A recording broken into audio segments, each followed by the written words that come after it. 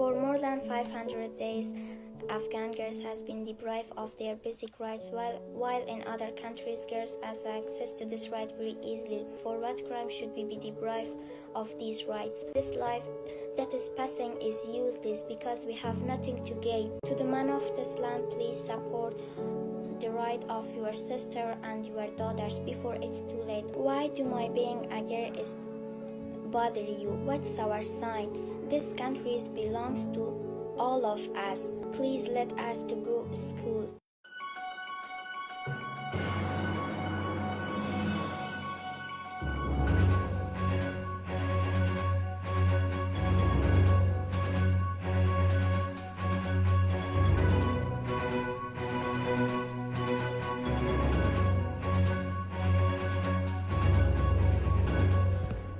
Hey ladies, welcome back to Somebody Come Listen to This podcast. I'm your host, Nava. Please go ahead and hit that subscribe button on your way in and let's jump into this video. This is getting really scary and it's getting out of hand. Ladies, y'all need to really start thinking about what the plan is for your daughters and for yourselves as far as birth control, as far as arming yourselves, especially if you're here in America and you have the right to do so. You need to do it now. It's not just the issue that's going on in America, but globally, governments are thinking of ways to take away women's rights and to force women and girls to have babies earlier. And they're changing laws to do that because women are not wanting to have babies to put into the patriarchal system for slaves and for them to send off to war to die. Women are tired of them indoctrinating our kids. Women are just tired of them using our labor, using our kids' labor to just get richer and richer and richer while not caring about anybody else. So I am trying to take you ladies around the world right now to see that in America, we still do have a little bit more freedom than a lot of women in other countries, but I don't think that after this year it will be like that. We're slowly seeing our rights being stripped away now. And women, if you have girls as young as 10, I think y'all should really start thinking about putting them on long-term birth control for at least the next 5 years. I hate that we're having to talk about stuff like this, but from what we are seeing and what they're saying, they're going to lower the age of consent in many countries to 10 and 9. From 18 and 16, they're trying to lower the age of consent. And even if they don't do that, we know that when things start to go downhill, it's not going to matter what the law says about that anyway. Girls as young as 10 and 9 can get pregnant. So if you watch my videos, if you're paying attention to what's going on around the world and you're taking this seriously, that's something to consider for your daughters and even for yourself. If you're still childbearing age, like if you're in your 40s, some women can even have kids into their 50s. Please think about getting on some form of birth control that lasts 4 to 5, 6, 7 years. Let's jump into these videos and I'll be in and out with my commentary, and let's just talk about what these countries are doing to oppress women and to set us back at least 200 years, y'all. Let's get into it. News after the government of Afghanistan went viral for making it forbidden for women to speak out loud in public places. They've now added a new law stating that women can no longer quote-unquote hear each other's voices in public and private. This comes as the Ministry of Virtue and Prevention of Vice decided to ban women from going to high school or university, working in civil service, attending a protest, going abroad, singing, speaking to a male doctor. Villages of India where not a single woman has a womb. Periods have long been taboo in India. Menstruating women are believed to be impure and often excluded from religious events and temples, or worse, banished to period huts. Employers in rural areas often won't hire menstruating women for fear they'll underperform or miss work because of periods. In the Bid district of Maharashtra, thousands of women undergo unnecessary surgery to remove their wombs just so they can get work. Unscrupulous doctors don't tell these women about the serious health problems they would face if they had their wombs removed, so many are duped into thinking it's okay. How desperate are women living in Afghanistan? Recently, Afghanistan's Taliban government imposed another law on women. This new rule forbids women from speaking in public spaces. Even among themselves, they must keep their voices low. Women cannot leave their homes alone. They need a male escort. When outside, they must cover their entire body, wearing a headscarf and a cloak, with no hair visible. Female news anchors are even required to wear masks and headscarves on TV. Afghanistan also bans women from studying beyond primary school and forbids them from working in non-governmental organizations. If they fall ill, they cannot see male doctors, but they are also not allowed to work as doctors. This leaves them with no way to get medical care. Women also face strict limits on using public restrooms, and windows in their homes must not be transparent, hiding them from the outside world. From birth, a woman in Afghanistan relies on men her entire life. Afghanistan was once a place where women could study, work, and live freely, but now, the only view of the outside world they have is through the mesh of a blue burqa.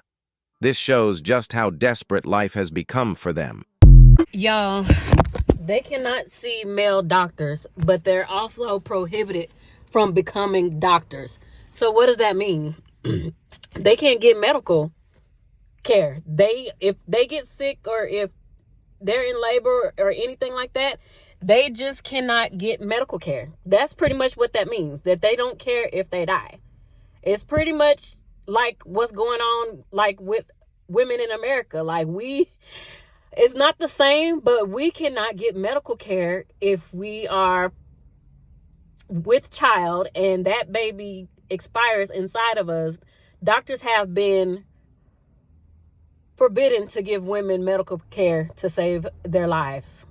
So y'all pay attention. This is not, people are not being dramatic. And as you can see, there's a war on women being smart and educated. They don't want us to be educated because they know we have power when we're educated and we come together. Iraq has lowered the age of consent to 9 years old. Please just take that in. It's bad enough that it's 16 in this country, but 9 years old. We are all aware that this is going to be horrific if it hasn't been already. This also means that children the age of 9 can now be married, but that also takes away their right to divorce. It takes away any rights to their own children, and it stops them from getting any inheritance. So, yeah. I actually have only recently just started to, I suppose, try and educate myself on this situation because I just see so much of it going on and I'm not educated enough. But yeah, we don't need to be highly educated on the whole situation to know that that alone is wrong and that alone speaks volumes. And these poor innocent little girls are just having their life stripped before they've even started to have one. You know, this is all they're going to know. We are very, very privileged living in the UK. I don't care how bad you think the UK is, we are. Especially when you see the scale of stuff like this going on in other parts of the world. But this just shows that, yet again, this whole predatory, PDF-philic style is just worldwide. It's just how and when does it stop? It's 2024, and look what's happening. Yeah, I don't know if y'all know, but I'm going to go ahead and tell y'all just in case y'all don't know. So, Missouri has been actively trying to lower the age of consent for marriage. So, they want to marry 12-year-olds, okay? Your kids, your daughters, they trying to marry them off to old, nasty men by the age of 12. Yeah. Just try to imagine the amount of people that's going to move to Missouri so that they could cash in on that. They're going to marry babies. They want to marry children. Yeah. Now, in addition to this, Tennessee is also actively working to lower the age of consent to 12 years old. The youngest age is 16 in most states. However, in the states of North Dakota, Oregon, Virginia, and Arizona, the lowest age of consent is 15 years old. Now, keep in mind, sometime back when they were actively working to allow children, minor children, to be able to get the jab without parental consent, well, that was the precursor to this coming down the pipeline. boycotting classes, vandalizing buildings, floors, and founders' statues. These are just some of the many ways that South Korean students from Dongduk and Sangshin Women's University are protesting against a co-ed school, with estimated protest damages totaling up to $3.9 million USD in just over a week. What exactly angered these students for them to go to such lengths? On November 4th, it was made known that Dongduk Women's University may transition into a co-ed institution. While the school clarified that nothing was finalized, university filings show 6 male international students were admitted to the university's Korean Language and Cultural Studies program this year. Sangshin's Women's University is also set to open applications for the International School of Korean Culture and Technology to male students and will start accepting applications from 2nd December. Students are outraged because they were completely blindsided by this decision. Not only did school officials fail to consult and meet with the student council, male professors were allegedly acting violently towards student protesters, further fueling students' fury. Now, some people might think, isn't it just a school? What's with this big hoo-ha over everything, guys? Korea's Women's University exists to empower women, protect women's rights to education, and to provide a safe space for learning. Students are already angered over several school incidences in the recent years,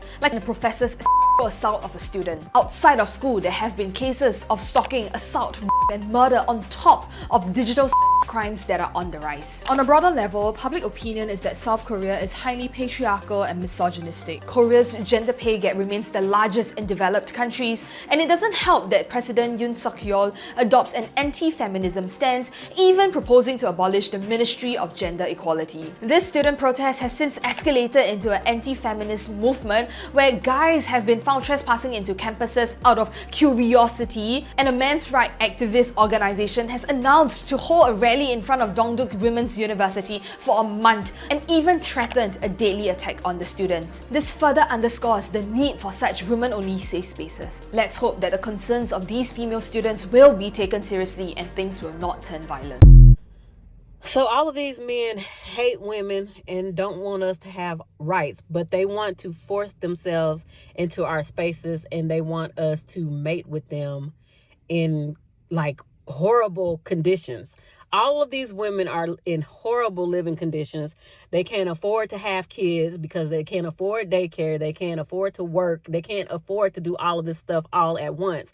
And they're refusing to help women in any way, but still taking rights. Like, women in Korea don't want to be around men. That's why their birth rates are dropping.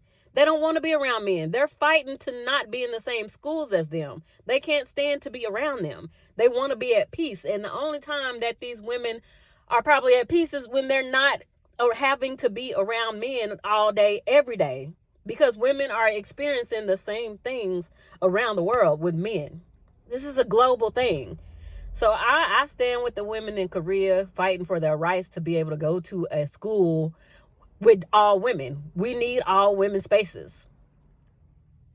Oh my God, this is crazy. Fatima is a cutter.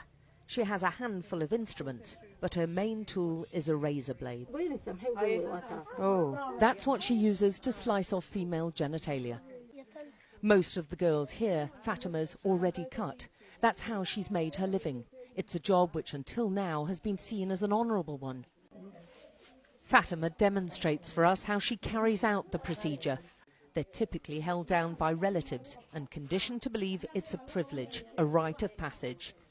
She shows us how they sometimes cover their faces to stifle the screams.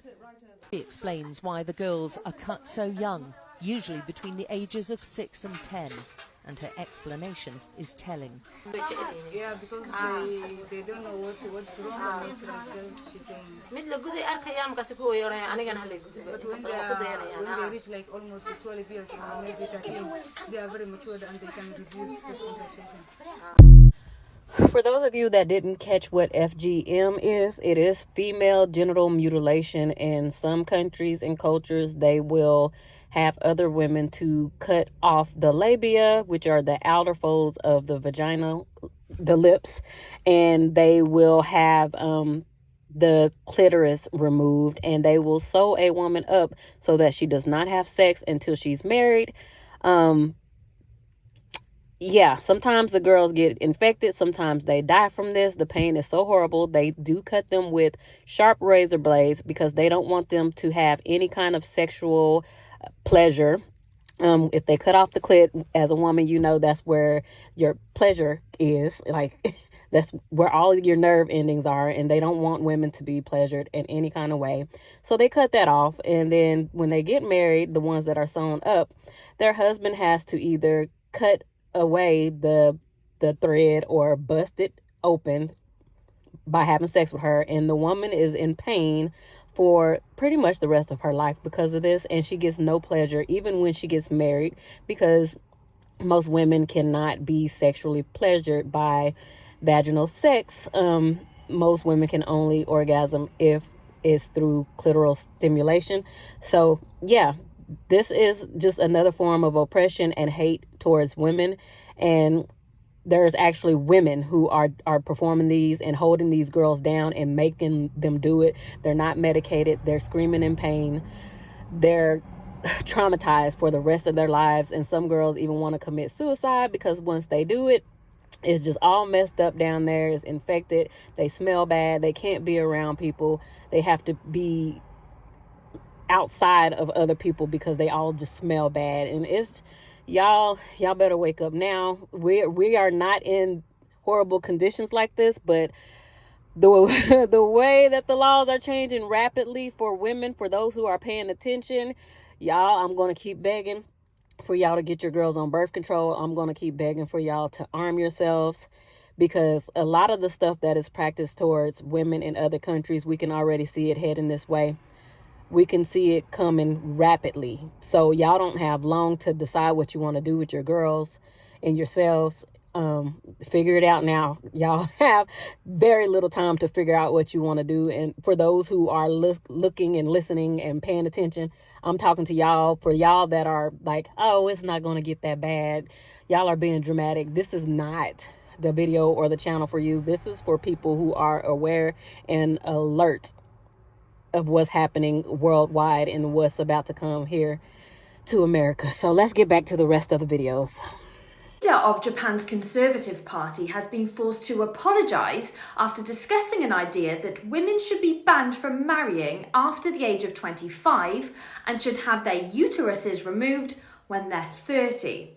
In a video posted on YouTube as part of a discussion on the country's ageing population and falling birth rate, Naoki Hayakuta went on to say that women shouldn't be allowed to attend university from the age of 18 so they could focus on producing more babies. He had to come out a few days later and say he didn't support it, following criticism across social media. He said he'd framed the ideas as a science fiction storyline to help reverse Japan's declining birth rate, adding that his comments had been extremely harsh and that he didn't advocate such steps against women. Dying Rooms, China. It's a 38-minute documentary. You can find it on YouTube.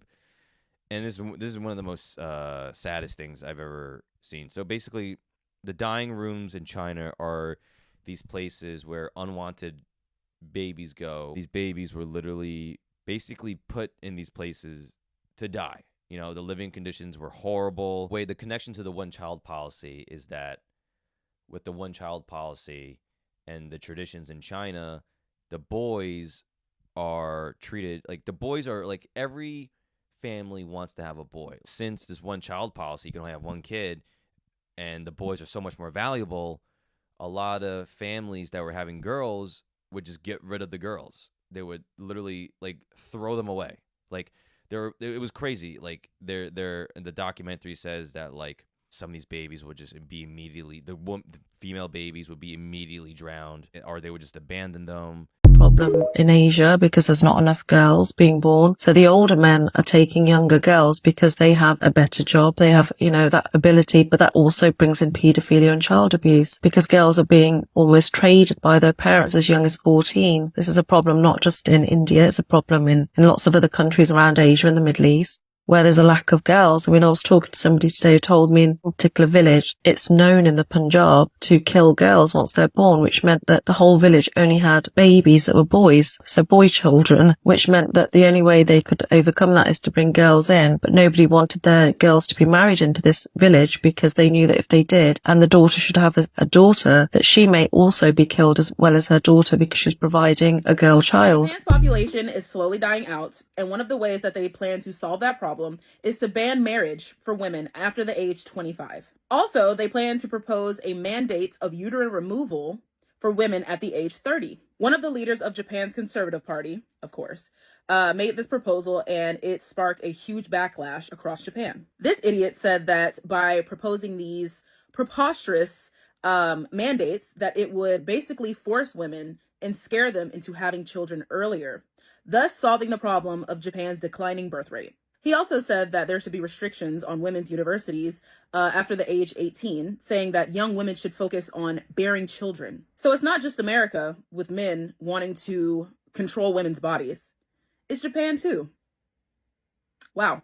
And are so glad that they're not the ones who have to get pregnant and give birth, but they are also so mad that we're the ones that do.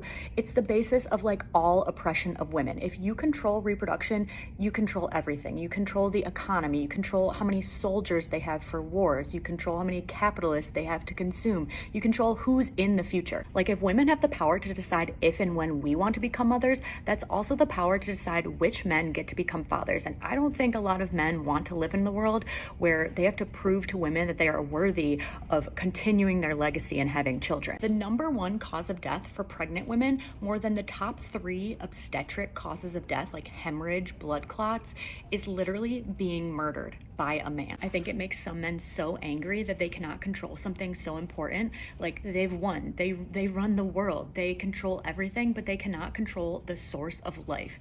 There's such power in controlling the source of life, and only we can control that. The only way they can take control is by force, violence, and laws, which they do. Which is why attacks on reproductive freedoms, on birth control, abortion, women's healthcare in general, it's not about life, it's not about religious freedom, it's not about women's health and safety. It's about control. It's about controlling women.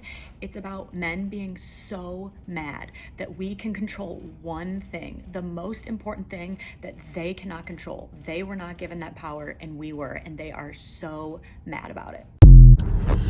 So I know a lot of people don't think that women in America are oppressed, and we really are not oppressed as bad as a lot of women in a lot of these countries, but they're trying to ramp it up. We all know that women in America don't make as much money as the men in America. It's just women in America are expected to get married, to cook, clean, to do, you know, the basic stuff that they have taught us that we're supposed to do. So our oppression doesn't look as bad as what you ladies are seeing right now, but this coming up 4 years or more is going to get worse with them trying to take away no fault divorce.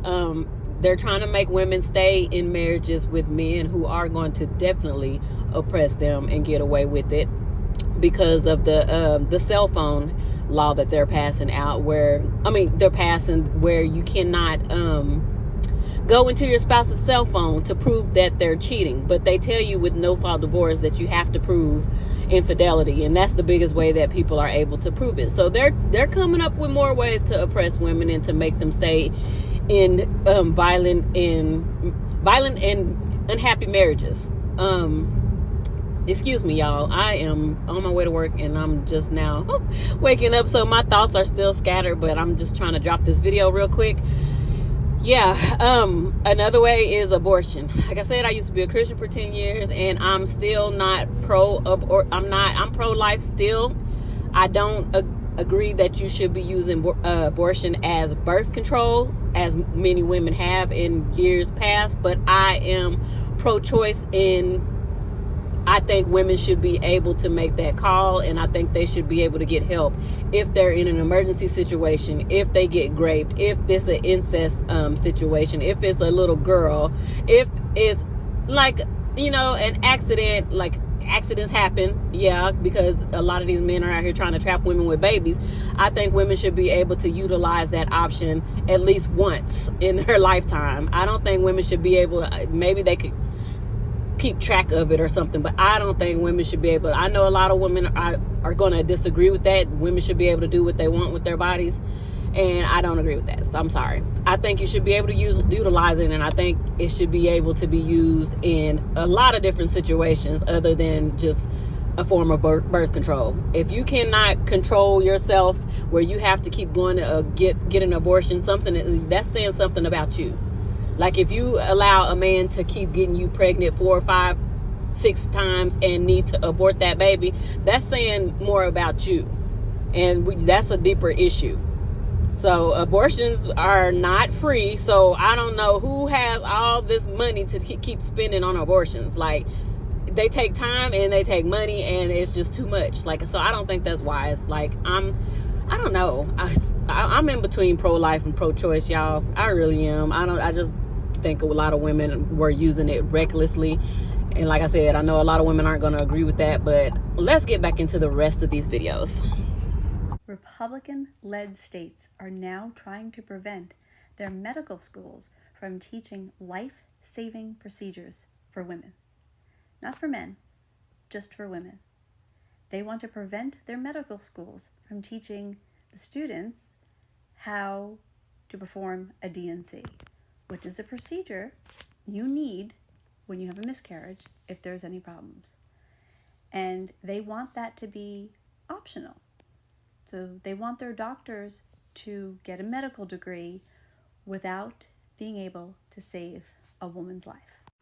There are absolutely no demands being put on medical schools to prevent the teaching of any procedures that affect only men. This is not only going to dry up care for women in those states, but it's going to have a ripple effect through the entire United States. It is disgusting that you would think you should stop teaching a procedure to save a woman's life.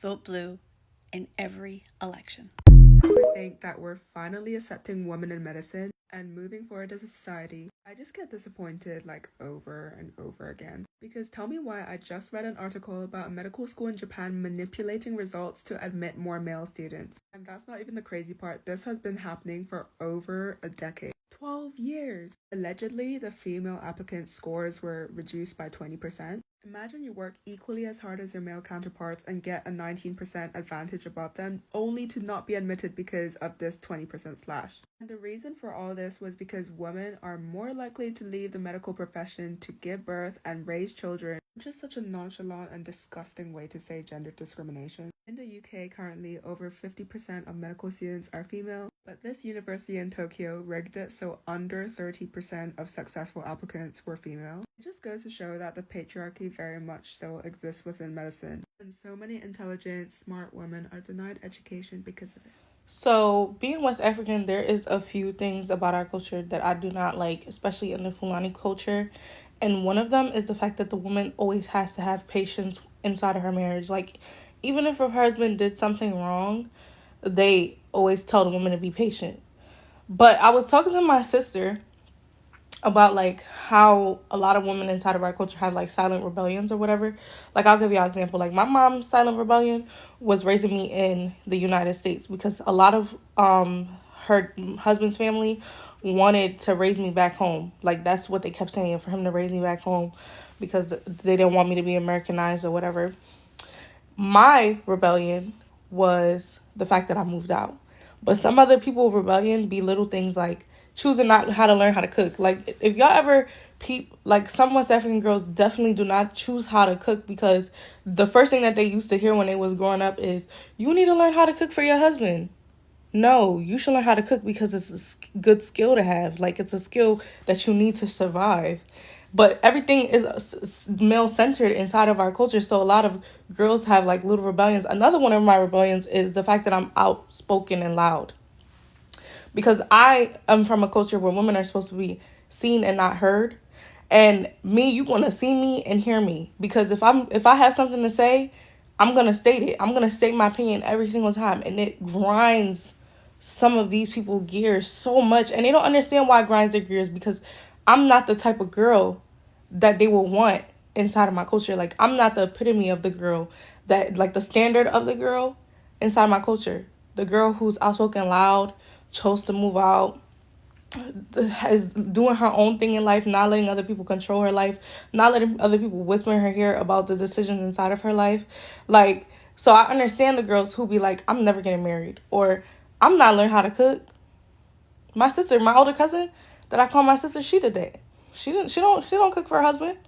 She don't cook at all. And I love that for her. Like, I love the little silent rebellions. And even our moms, they be having their silent rebellions, because her raising me in the United States, she know that was a scary move, because I could have came out a lot differently. But there's one thing that we know about American women is the fact that we stand up for people and the fact that we are very opinionated. Two things that inside of the West African culture they cannot stand. I swear, they cannot stand a girl who knows how to stand her ground. They can't stand it at all. And it just, those are the only things that irks me about our culture. Like, there are other things as well, but these things are so finely ingrained inside of our culture. Like, the stuff that our moms and our grandmoms have been through inside of their lives because no one stood up for them, even when someone did them wrong, or because they tell them to act a certain way because they're women, even though what might be getting done to them is wrong. See, one thing about me, if we have a problem, I'm gonna tell you right to your face every single time. I don't do that going to other people. No, we're gonna solve this here and now, right now. So in Russia, they've just unanimously voted that there'll be a law that child-free people can't talk about being child-free publicly. It'll be considered propaganda and they'll be fined. And I just want my country to know that if they ever tried to do that, I would probably just put my feet on Feet Finder, make a ton of money, try and make a ton of money, and I'd do it anyway, because women absolutely deserve to know that there's a choice. Women, stop telling the world that there's something wrong with you. Stop telling the world that you're depressed and you're anxious. You're not depressed. You're not anxious. You are a powerful, divine woman living in a world that capitalizes off of and profits from oppressing women. And you feel that in your body every single day in tiny, microscopic little ways. You feel it in your body every single day in big ways. When you come home to your husband and you have to work your full-time job and you have to take care of all of your children and you have to do all of the mental labor, emotional labor, and domestic labor of keeping the home. You feel that. You don't have a vocabulary for it because we live in a patriarchal society. But learn the vocabulary. It will open up your mind. It will open up your world. You're not depressed. You're oppressed. Because let me come back here. I grew up from a place where I would say I was privileged, but still I couldn't express myself fully. So you are home, if you're too smart, they start beating you. You're too smart. Too sharp. Why are you too sharp? You should be a lady, especially girls. Wait. I'm sorry, what? That's the reality of being in Uganda. Yeah. Growing up Ugandan, if you're opinionated, you're disrespectful. Yes. If you're too loud, you won't find a husband. Yes. Thank you. They will beat you if you're too sharp? Yes. So if you're brilliant, you just start getting beat. It's bad. Yeah. Why are you too smart? Yes. Why are you asking questions? It's like there's a certain book that we have to grow by. And if you try to get out of it. And the problem is this is done to kids. So you grow up grounded in a certain way that you can't express yourself. You must do things to fit the society. Yeah, you must be considerate not to do what you feel like, it can be good for you or beneficial for you. But what Juanita will think about what me? What will they think? Yeah. Early marriage is a weapon of oppression against women. Young female children are taught household chores. They are forced to mature early. They are trained to suppress their own sensuality. They're denied of their sexuality. They're denied their authentic desires, their authentic voice. They are denied the ability to cultivate their critical thinking abilities. Girls as young as 13 years old are married off to older men. They become slaves to their husbands and their in-laws, and they live the rest of their lives in regret, muted, dead weight, wanting to be free but not knowing how to. I have an inbox full of women telling me how they are in an early marriage, totally trapped, and want to be free. I was trapped into an early marriage, and I had the courage to escape, to free myself. You do too. I am rising as the shield against this weapon. and I'm asking you to rise with me. Just because something is culture or tradition, it does not mean that it is morally correct. I'm going to say that again. Just because something is culture or tradition, it does not mean that it is correct. I'll give you a few examples. I'm South Sudanese, so I'm going to use South Sudanese culture, but because I don't want to group us all in the same bucket, because I know there's different cultures out there, but a lot of African countries have the same or similar traditions. So when somebody passes away in South Sudanese culture, it is tradition for people to come over to that person's house when they have a family member pass. And they are still expected to set out food, have tea ready, have the house clean, and entertain the guests that are coming to their house to grieve and to mourn with them. I just think that's insane. If I just lost a family member, I should be the one being catered to and taken care of. And yes, sometimes like the women of the group will come over and they'll cook and they'll help, but whoever is mourning is still expected to be like to serve people in the home, even though they're the one that lost a family member. Another thing that is widely accepted in Sudan is for a very old man to marry a very, very young girl. She can be 14, 15, 16, and the man can be in his 40s, 50s, 60s. I don't think you need tradition to tell you that that's wrong, okay? And a lot of people use tradition to justify that because they know that it's incorrect. Well, they say, well, that's just what we do. That's just our culture. It's okay to say that that's wrong. Another thing that is widely accepted in South Sudanese culture is for other adults to discipline your child. That means they can hit them, they can slap them, they can do whatever to discipline your child. Even with you not being there, without asking the parent, without the parent being present, they just have like an automatic okay to discipline somebody else's child. I'm not okay with that at all. And so all of these things that I've listed are definitely things that I do not accept just because my blood is South Sudanese. I more so operate in what is wrong or what is right. I believe in apologies. I believe in having hard conversations. I believe in holding people accountable for their wrongdoings. So just to sum it all up, a lot of you are so stuck in culture and tradition that you forget that you're lacking empathy. You're lacking critical thought. So many things, I could go on and on. So in conclusion, I just want to say that women globally are oppressed in various different ways and forms. We can see it, we can feel it in our bodies, we can feel it in our spirits. And it's not going to change if we're sitting here begging and waiting for the ones who are oppressing us to change it. They would not do that because they're benefiting from it. So there's no way that we can ask them. We as women have the power to actually change this if we stand collectively. Right now, I see women starting to stand collectively globally because they see that this is not a race thing. It's not a race thing. It is a global oppression of women, not just people of color or black people. I do believe, y'all, I think people of color and black people are two different things because black people get treated way differently than the rest of everybody else on the planet. I know why, but I don't have enough time to go into that. Yeah, but women can change it, and they are changing it. We see women trying to stand up. We see the rise of feminists. We see the rise of womanists. Womanist and feminist are two different things. I might make a video on the difference between a womanist and a feminist. But yeah, we see women deciding not to have children. They're getting permanent, long-term birth control. Women are just deciding not to have sex. The 4B. They're deciding not to have sex with men. They're deciding not to date men, birth children, shop from men. Women are going on strike from holidays.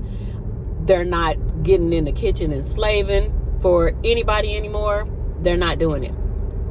Women are doing what they can in their own little way. And if we all do something, it's going to make a big difference. We already see that these countries are going crazy because they cannot make these women have more kids. And since we see that, I'm just going to warn the women, y'all better be ready. It is already a war against women. Y'all better be ready in any way possible, because they're going to come hard for women. They're already, you see what the Taliban is doing. Y'all don't think that they can do that here? That the U.S. government won't try some of that stuff here? Russia is already trying to silence the women. They don't want them to get online and talk about the stuff I'm talking about right now, not having kids. They don't want them encouraging the women over there to not have kids, because women are their most powerful, most valuable weapon. Men get to sell women and make money off of us in trafficking. They make money off of us because we're having their children and we're putting them in the workforce. Plus, we're having to be in the workforce after we have their children. So that's more money for them. So we're birthing the workers and we are the workers. It's so many things that men are getting to do off of the work and the labor of women.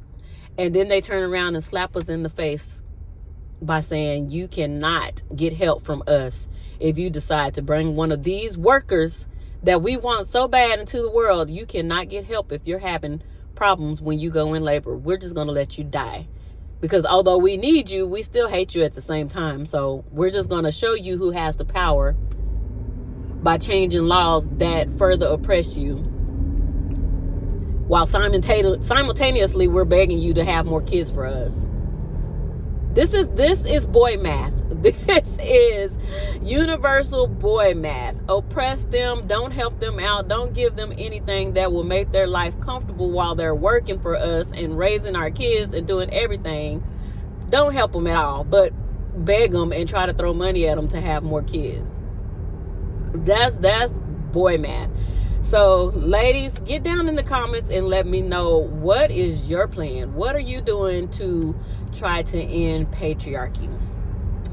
I don't plan on having more kids, but I am planning on getting on permanent or long-term birth control, because I'm 41, so I could possibly have kids for the next 20-25 years if someone was to try to rape me, which I will. I think that's going to happen more. The more and more we see women pulling away from men and not wanting to date them or talk to them or have their kids, that's going to happen more. So that's my reason for getting on it.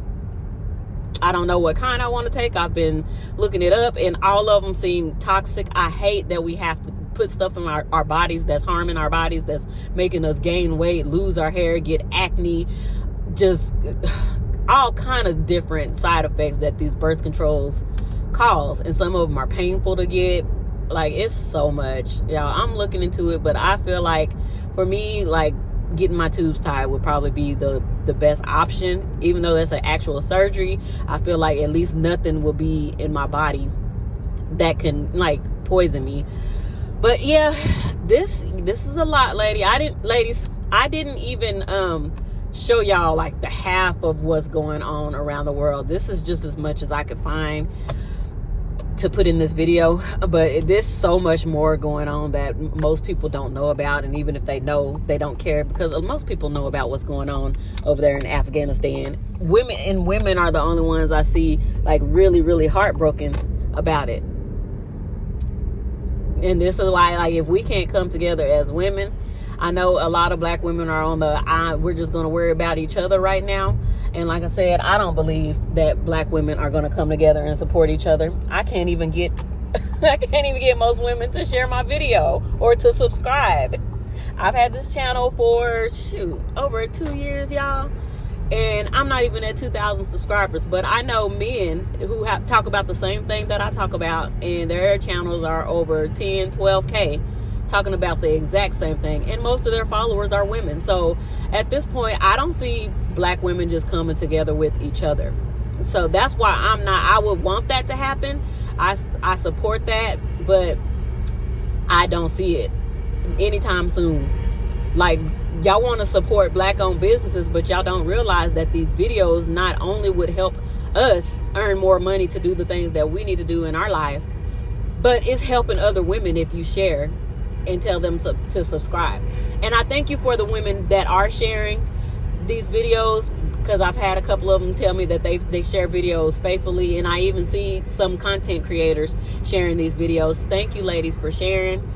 Y'all know what I'm talking about when you're trying to grow your channels and trying to get the word out, because we're all we got. Y'all know it's like you gotta beg women to even comment, because y'all don't realize that the comments, they boost us in the algorithm. They help us get into the YouTube algorithm. The odds are already against us on here because they're shadow banning us because of what we talk about.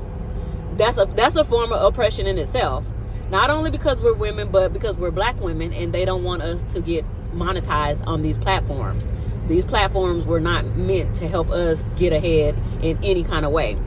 So that's something to think about. If y'all don't think about it, we're not just begging and just talking outside of our mouths when we say share these videos, subscribe. Well, we are begging. I know beggars can't be choosers, but we are. But it's a reason why we're asking you to do that. If y'all want to unite, if y'all want women to come on one accord faster, it's the only way right now. Because like Russia is doing, they're banning certain talk on their platforms. As soon as Trump gets in there, y'all better believe he's going to ban certain types of talk. Channels like mine are going to get shadow banned and blocked even quicker, because they want women to have kids everywhere globally, which I don't understand. Like right before COVID, they were saying that we were overpopulated on the planet. I'm like, what the hell happened in the last 4 years that we went from being overpopulated by millions to underpopulated now? What? So the only thing I can think of is that they're about to try to get rid of a lot of people globally by war or whatever you say. They're about to get rid of a lot of different groups of people by giving the police immunity, by just all kind of ways. So, and I feel like that's the reason that they're pushing women need to give birth to more babies, because I feel like they're about to get rid of a lot of people, and they're going to need women to do that so they can replace the people they're about to get rid of by any means necessary. So get down in the comments, like, comment, and share, ladies. Share. Anytime y'all hear these videos, if you like what you see, if you want the word to spread faster, I can't stress this enough, share the video once or even twice on your different platforms if you're online, and to help us out, to see women start to get on one accord. And that's pretty much all I got to say. I hope you all have a nice day, and I will talk to you later. Bye.